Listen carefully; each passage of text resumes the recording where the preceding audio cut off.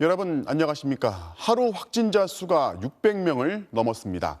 9개월 만에 최대 수치인데 서울이 특히 심각합니다.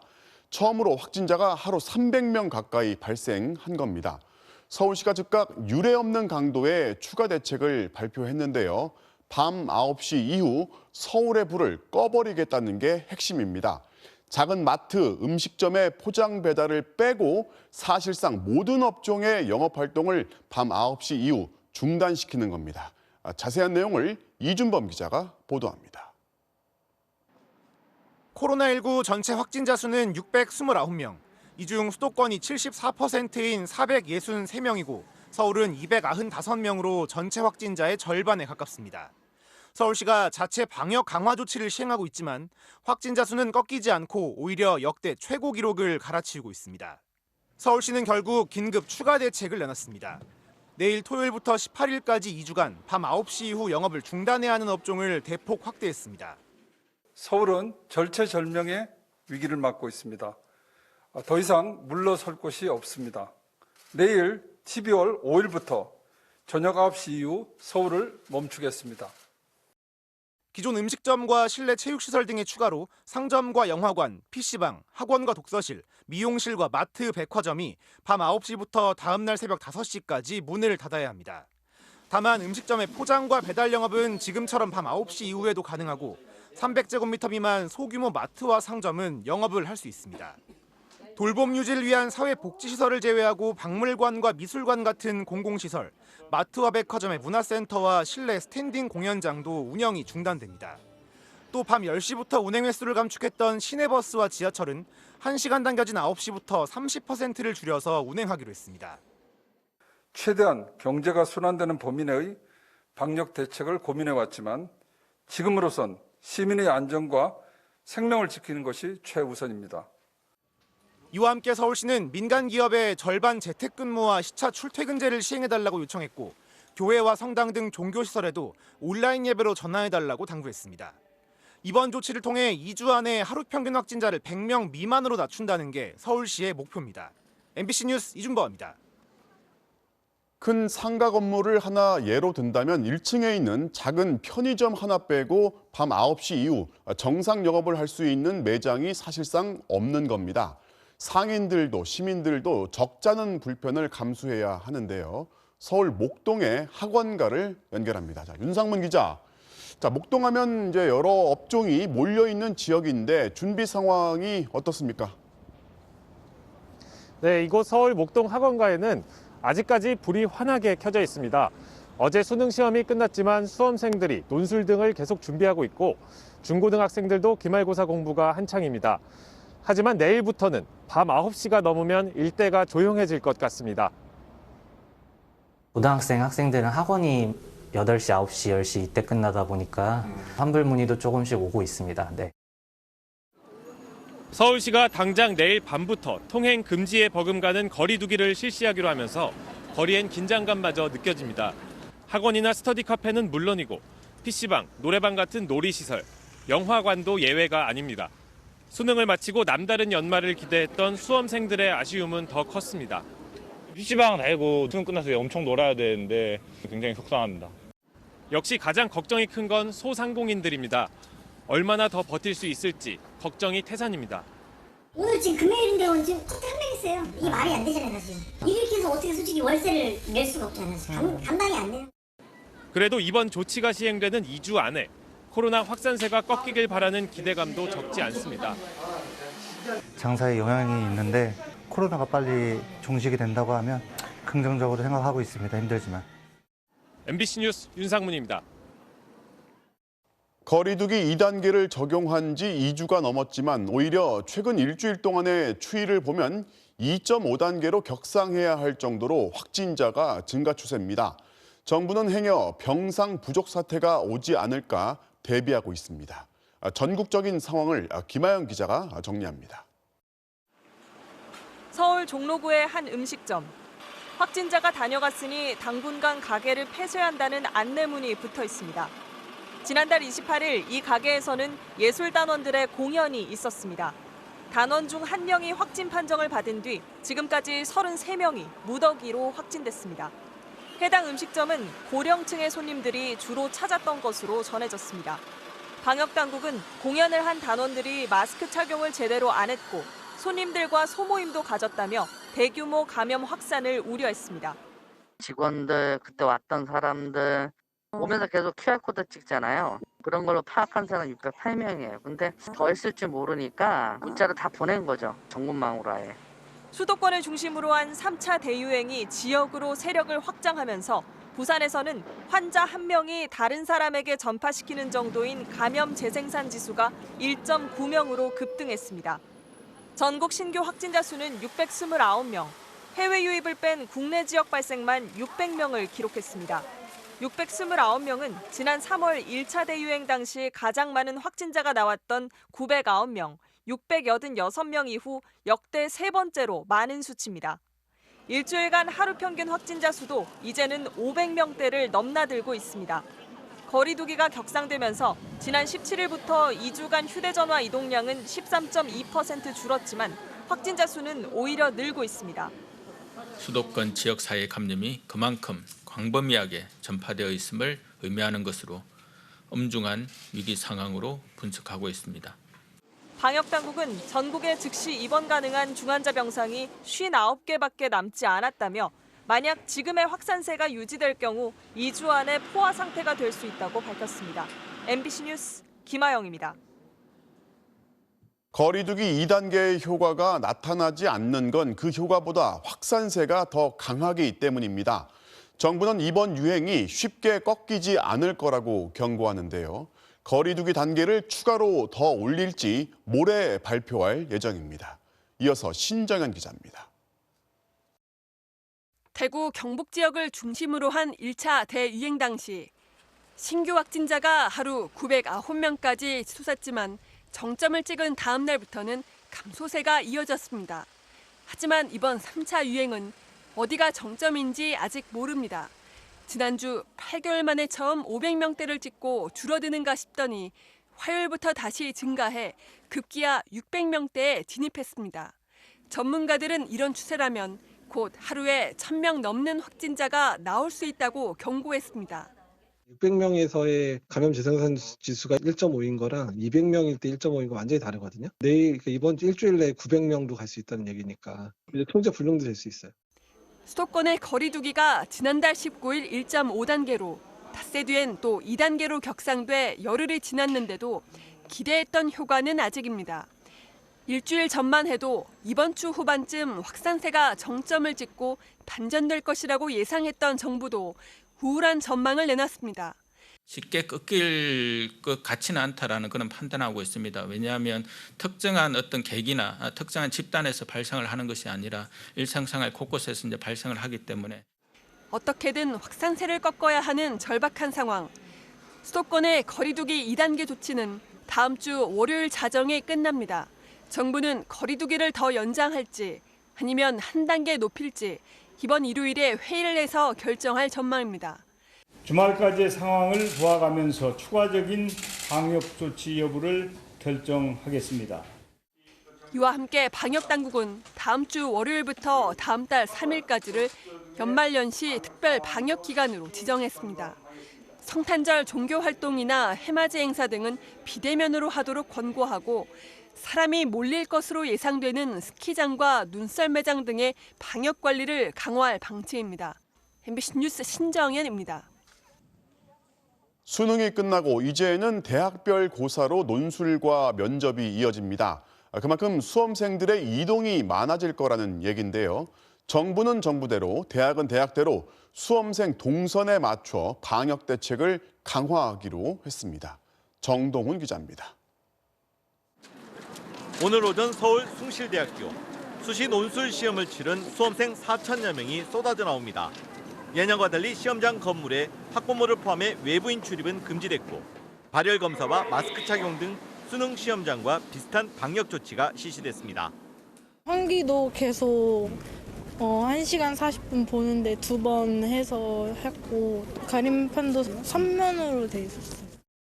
대학 측은 만여 명의 수험생이 한꺼번에 몰리지 않도록 응시 날짜와 시간대를 분리했습니다. 최대 50명을 넘지 않도록 저희가 학생들을 배정했고요. 규모가 작은 강의실일 경우에는 더 적은 인원을 배치함으로써 학생들의 거리 두기를 저희가 좀 더 신경을 썼습니다. 그래도 수험생들은 불안합니다. 이번 주말 건국대, 성균관대, 서강대 등 수도권 대학들의 논술 전형이 집중돼 있어 많으면 6개 대학을 옮겨 다니며 시험을 치러야 하기 때문입니다. 혹시라도 확진 판정을 받으면 수능과는 달리 대학별 시험은 볼 수 없습니다. 이번에 걸리면 다른 뒤에 있는 시험도 못 보러 가니까 그게 제일 무서워요. 자가격리자만 별도 시험장에서 시험을 치를 수 있습니다. 교육부는 주말마다 20만 명의 수험생이 전국 각지로 이동할 것으로 예상된다며 대학별 전형이 위험 요인이 되지 않도록 방역수칙 준수를 당부했습니다. 대학 구성원의 감염 혹은 유증상이 확인될 시에는 즉각 등교 중지, 출근 정지 조치를 취하고 있습니다. 면접도 가능하면 비대면으로 진행해달라고 대학 측에 요청했습니다. MBC 뉴스 정동훈입니다.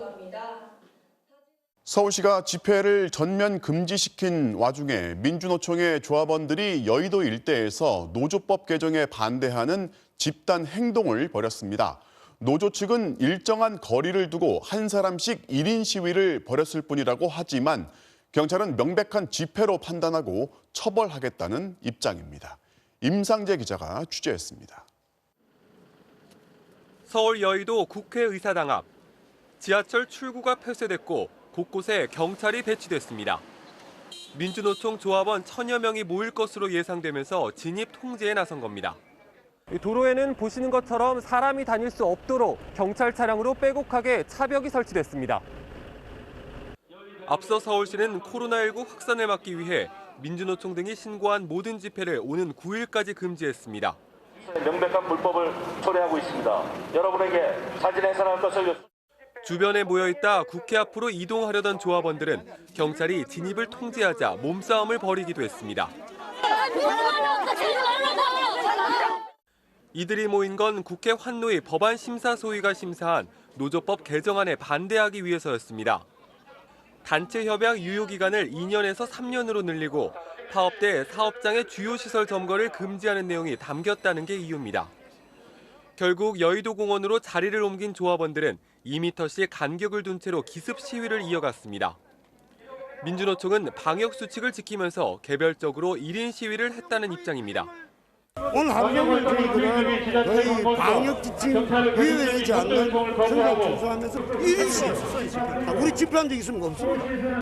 하지만 이 과정에서 경찰관을 폭행한 참가자 한 명이 경찰에 체포됐습니다. 민주노총은 방역 실패 책임을 떠넘기지 말라고 주장했지만 경찰은 감염병 예방법 위반 등 불법 행위에 대해 엄중 처벌하겠다고 밝혔습니다. MBC 뉴스 임상재입니다. 문재인 대통령이 4개 부처 장관을 교체하는 개각을 발표했습니다. 김현미 국토교통부 장관의 후임으로 변창흠 LH공사 사장이 내정됐고 신임 행정안전부 장관은 문재인 대통령의 최측근인 전해철 의원이 내정됐습니다. 먼저 손병상 기자가 전해드리겠습니다. 부동산 정책 수장인 국토부 장관에 변창흠 한국토지주택공사 사장이 후임자로 지명됐습니다. 변 후보자는 학자 출신이면서도 공기업 사장으로 주택 공급과 신도시 건설 등을 직접 담당해 이론과 실무를 겸비했다고 청와대는 평가했습니다. 현장과 긴밀히 소통하면서 국민들이 느끼는 주거 문제를 보다 정확하게 진단해낼 것입니다. 청와대 관계자는 김현미 장관의 교체 이유에 대해 보다 더 현장감 있고 현실성 있는 체감형 정책들을 발굴하기 위해서라고 설명했습니다.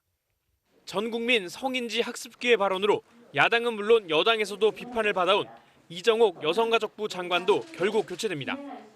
후임으로 지명된 정영애 한국여성재단 이사는 국내 여성학 박사 1호로 문 대통령과 참여정부에서 함께 일했습니다. 이호철 전 민정수석, 양정철 전 민주연구원장과 함께 삼철로 불리는 전해철 의원은 행정안전부 장관 후보자로 내정됐습니다. 최측근 중용을 피해오던 문 대통령이지만 권력기관 개혁 등 임기 후반 안정적인 국정과제 완수를 위해 삼철 중 처음으로 발탁했습니다. 검경수사권 조정 등 그동안 해왔던 여러 가지 권력기관 개혁에 필요한 일이라 생각해서 그 부분에 대해서도 충분한 노력을 다하도록 하겠습니다.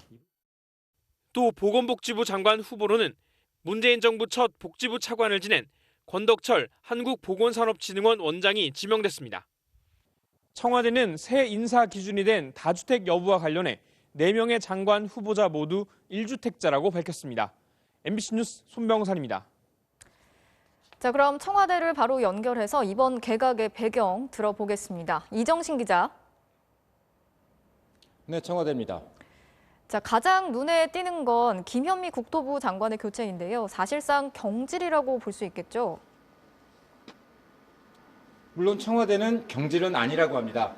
그렇게 비춰지는 걸 피하기 위해 당초 이번 개각 명단에서도 빠져 있다가 어제 오늘 급하게 명단에 올렸다는 후문도 들립니다. 최근 각종 여론조사에서 국정 지지율이 최저치로 추락한 게 결정적 배경으로 보입니다. 부동산 정책 실패 여론, 이걸 그대로 둘 수 없다는 거죠. 사실상 경질로 해석될 수밖에 없습니다. 또 내년 재보궐선거가 전 국민 성인지 학습 기회라고 말해서 비난을 산 이정옥 여가부 장관을 교체하는 것도 같은 맥락으로 보입니다. 예, 그런데 오늘 개각 명단에서 추미애 법무장관은 빠졌습니다. 이걸 어떤 의미로 봐야 될까요?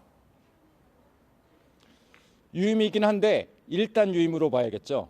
지금 윤석열 검찰총장 징계 절차가 있으니까 이 문제부터 먼저 해결을 봐야 합니다. 또 국회에서 공수처법도 처리돼야 검찰개혁의 소임이 일단락됩니다. 윤 총장 징계와 공수처법 처리, 그 결과에 따라서 자진 사퇴든 재신임이든 2차 개각을 통한 교체든 거취가 정리될 거란 전망이 나옵니다.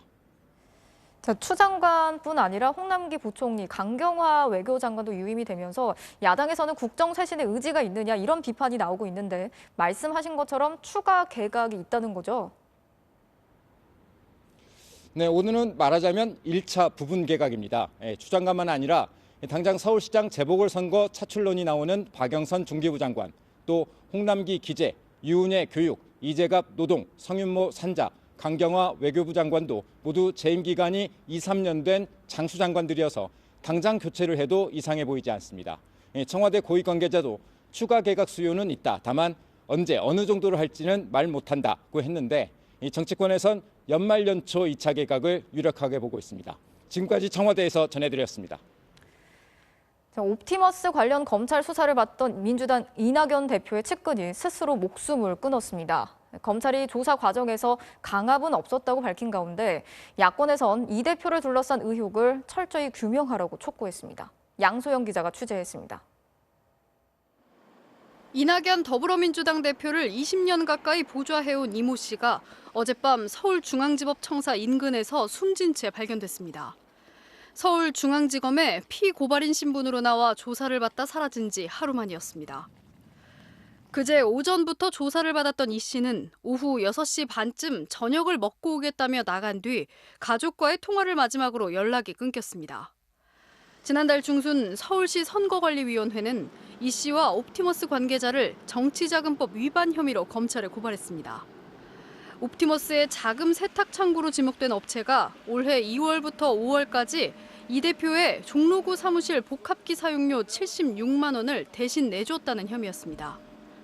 검찰은 구속된 옵티머스 로비스트로부터 사무실 집기료와 보증금이 지원됐다는 진술을 확보해 이 씨를 상대로 사실 여부를 조사했습니다. 검찰 관계자는 제기된 의혹과 혐의를 확인하는 차원이었고 지난주부터 시작된 2차례 조사 내내 변호인이 함께했다며 강압 수사 의혹을 부인했습니다. 이 씨가 갖고 있던 휴대전화와 수첩, 지갑 등에서도 수사 과정을 둘러싼 정황은 발견되지 않은 것으로 알려졌습니다. 윤석열 검찰총장은 수사 과정에 인권 침해가 있었는지 진상을 조사하라고 지시하며 과잉 수사 의혹 차단에 나섰습니다. 보좌진을 통해 슬픔을 누를 길이 없다고 밝혔던 이낙연 대표는 빈소를 찾았지만 말을 아꼈습니다. 검찰 조사 받는 거는 알고 계셨어요? 야당은 애도를 표하면서도 옵티머스 정관계 로비 의혹에 몸통을 밝혀야 한다고 강조했습니다. 옵티머스 관련 수사 중 불의의 상황이 벌어진 데 대해서는 경위는 더 조사해봐야 되겠지만은 우선은 상황이 잘 수습되기를 바라겠습니다. 국민의힘 라임 옵티머스 특위위원장인 권성동 의원은 드러난 혐의 외에 또 다른 행위가 있다고 본다며 공세를 폈습니다. MBC 뉴스 양소연입니다. 감사원의 감사 과정에서 월성 원전 관련 자료 수백 건을 삭제한 혐의 등으로 구속영장이 청구된 산업부 공무원들이 오늘 법원에서 영장 실질 심사를 받았습니다. 신문은 끝이 났는데 구속 여부는 오늘 밤 늦게 결정될 전망입니다. 김윤미 기자가 취재했습니다. 월성 1호기 원전 관련 자료 400여 건을 삭제하거나 이를 지시했다고 감사원이 밝힌 공무원은 산업통상자원부 소속 국과장급 3명입니다. 원전 경제성 평가 조작 의혹 등을 수사하는 대전지검은 이들에 대해 공용 전자기록 손상과 감사원법 위반 등의 혐의로 사전 구속영장을 청구했고 영장 실질 심사는 오늘 오후 2시 반부터 대전지법에서 오세용 영장 전담 부장판사가 맡아 진행됐습니다. 이들 공무원들은 취재진에 피해 검찰 수사관과 함께 대전지검에서 법원으로 이어지는 별도의 내부 통로로 출석했습니다. 신문은 한 명씩 차례로 진행됐는데 길게는 2시간 넘게 이어진 것으로 전해졌습니다. 검찰은 지난달 산업부 등에 대한 압수수색 결과 진술이 엇갈리는 등 증거 인멸의 가능성이 있다며 구속 수사를 주장한 반면 산업부 공무원들은 불구속 수사를 받아야 한다고 맞선 것으로 알려졌습니다. 구속 여부는 오늘 밤 늦게 결정될 전망입니다.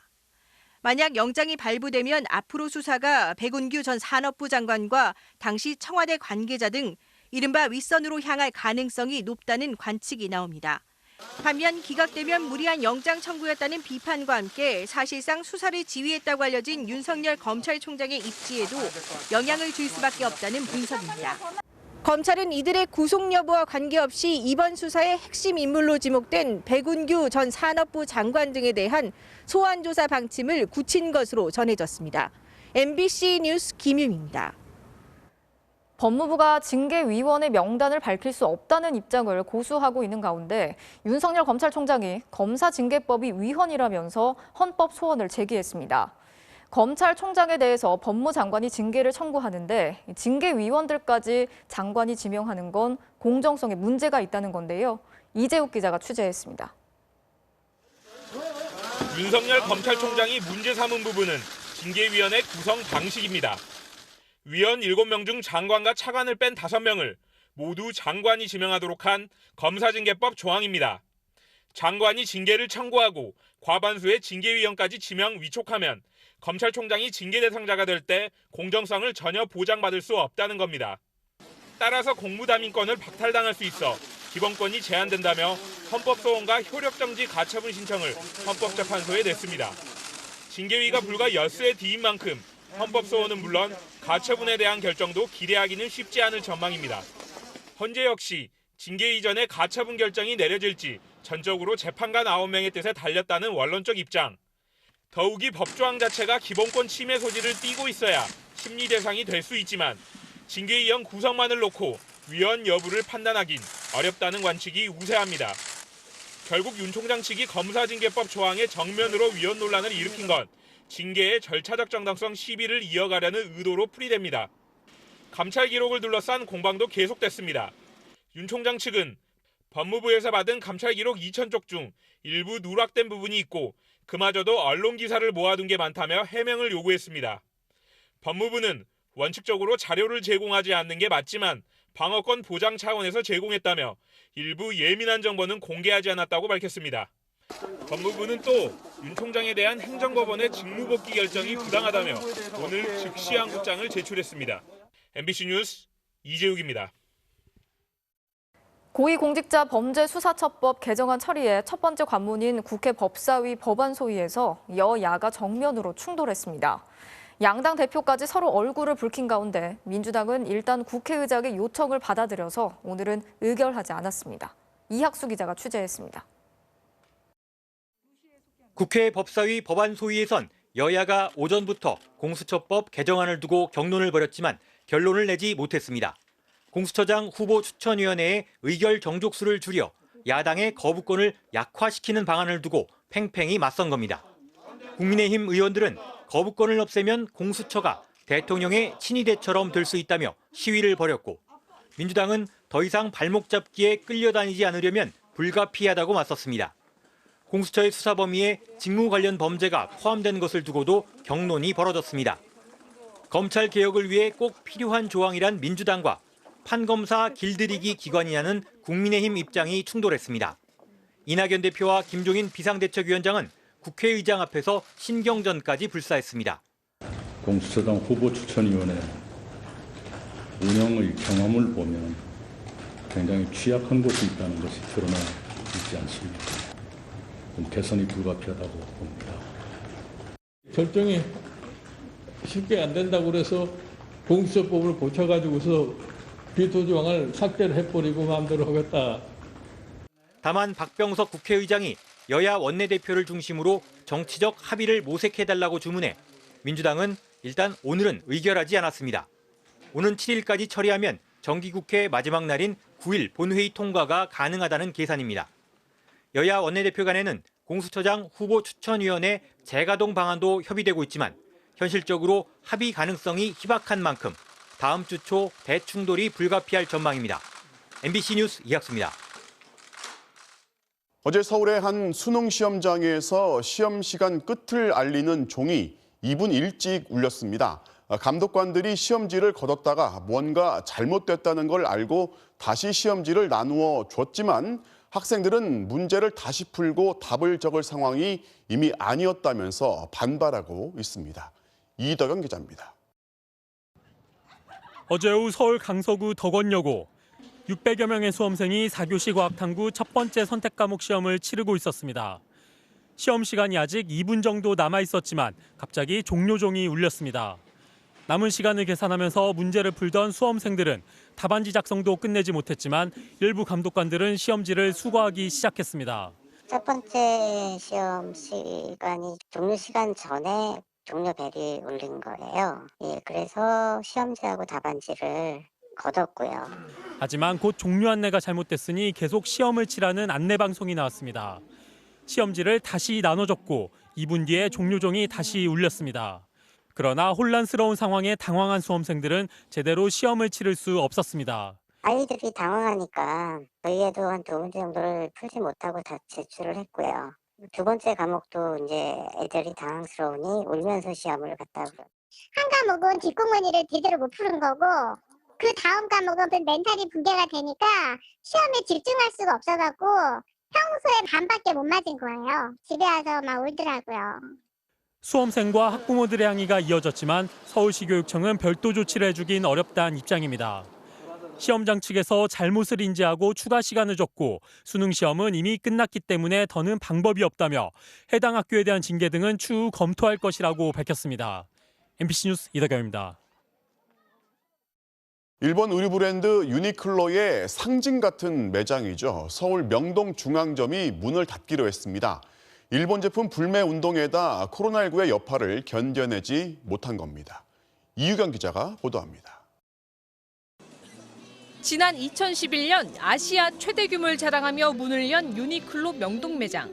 개장일 단 하루 매출만 20억 원, 의류 매장으로 역대 최고 기록을 세웠습니다. 9년이 지난 오늘 다시 가본 매장에선 긴 줄이 늘어섰던 입구는 물론 내부에서도 손님을 찾아보기 힘듭니다. 결국 이 매장은 다음 달 문을 닫기로 했습니다. 반일 불매 운동에 코로나까지 겹친 결과입니다. 전에는 사이즈 맞는 게 있어서 몇 번 썼는데 불매 운동이 일어났으니까 눈치도 좀 보이고 그래서 잘 안 사게 되는 것 같아요. 지난 2004년 국내에 진출한 유니클로는 매장을 200곳 가까이 늘리며 승승장구했지만 작년 7월 한일 무역 갈등에 따른 불매 운동으로 상승세에 제동이 걸렸습니다. 특히 유니클로 본사 임원이 한국 불매 운동은 오래가지 않을 거라 말한 데 이어 석 달 뒤 위안부 할머니들을 조롱하는 듯한 광고까지 내면서 불붙은 불매 운동에 스스로 기름을 끼얹었습니다. 오늘 공개된 한국 유니클로 매출은 작년 9월부터 올 8월까지 1년간 6,300억 원, 1년 만에 절반 이하로 줄었습니다. 연간 2천억 원 가까운 흑자였던 영업이익도 883억 원 적자로 돌아서 14년 만에 마이너스를 기록했습니다. 한때 부동의 패스트 패션 선두주자로 유사 브랜드들을 양산했던 유니클로.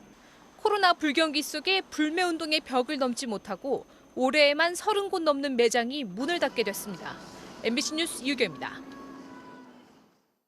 경남 진주시의 이장 통장들이 제주로 연수를 갔다가 집단으로 확진이 됐고 그 바람에 진주 지역 상권까지 된서리를 맞았습니다. 오늘 이장 통장들이 큰 절로 사과를 했는데 진주시는 연수를 취소하라고 했다며 자신들을 욕하라고 했습니다. 이종승 기자가 취재했습니다.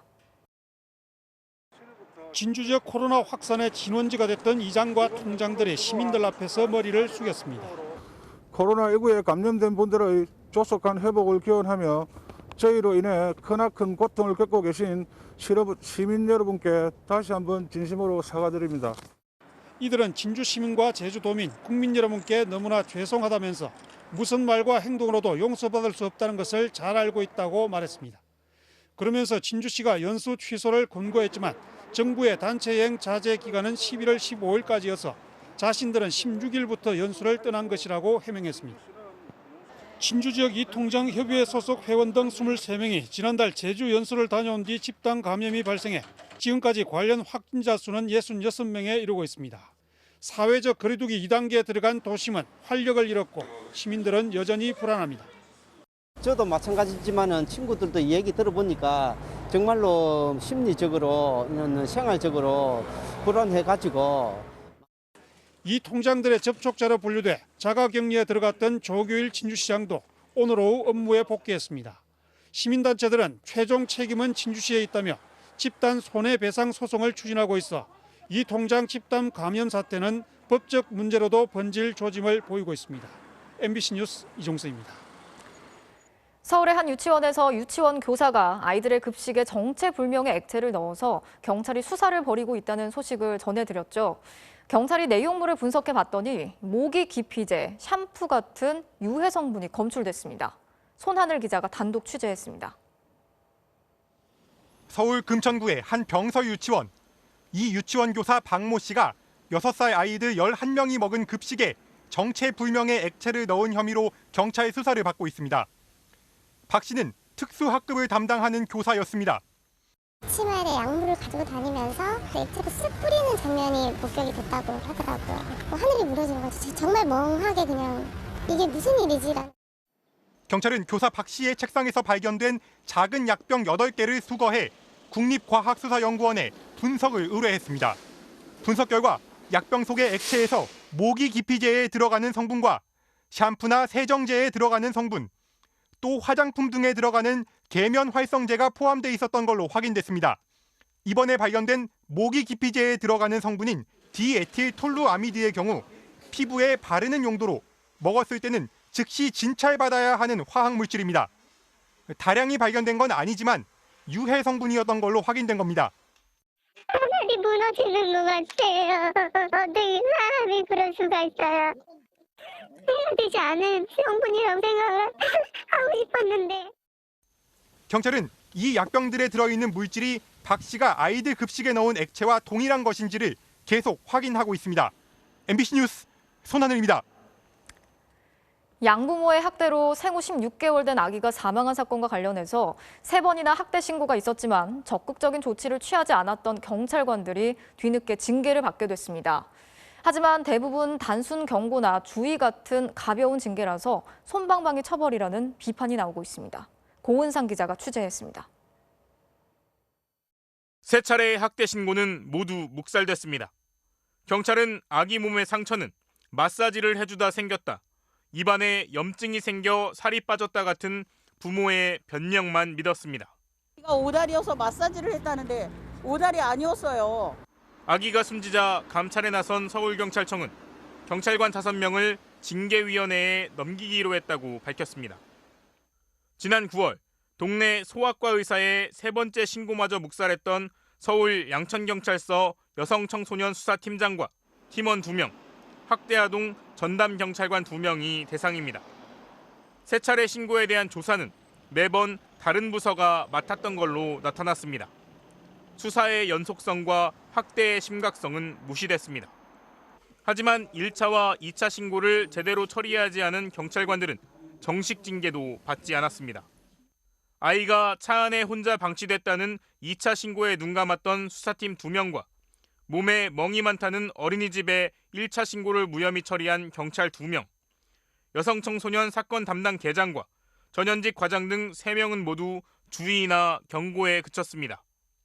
경찰청 규칙에 따르면 징계 사유가 되지 않는 경미한 사안에 대한 문책입니다.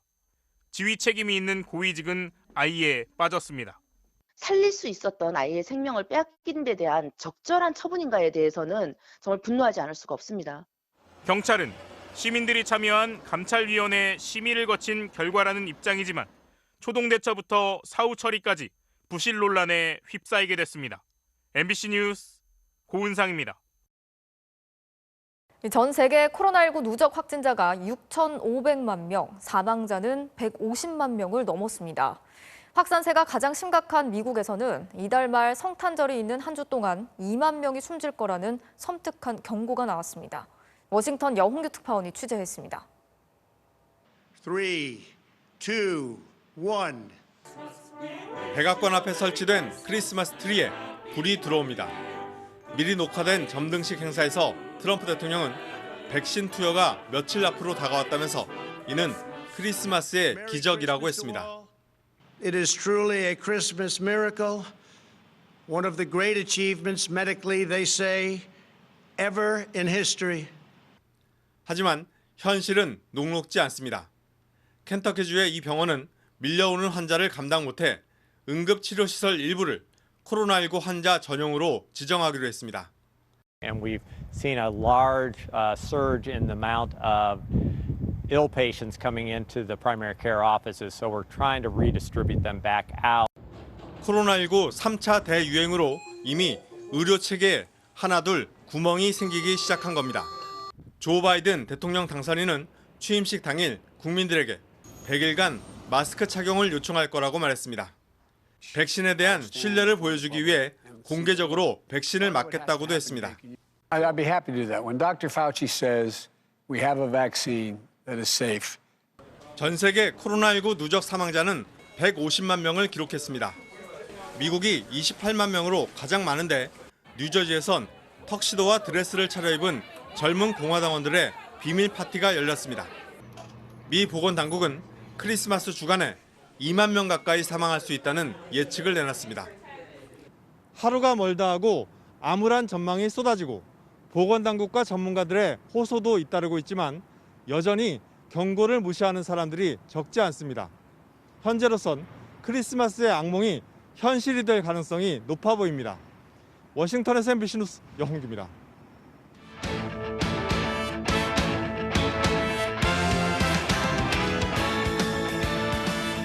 금요일 밤 스포츠 뉴스입니다. 패스에 슛까지 논스톱으로 마무리한 미국 프로축구 골 장면입니다. 조금 전 아스널의 골과 비교할 만한데요. 금요일 밤 스포츠 뉴스였습니다.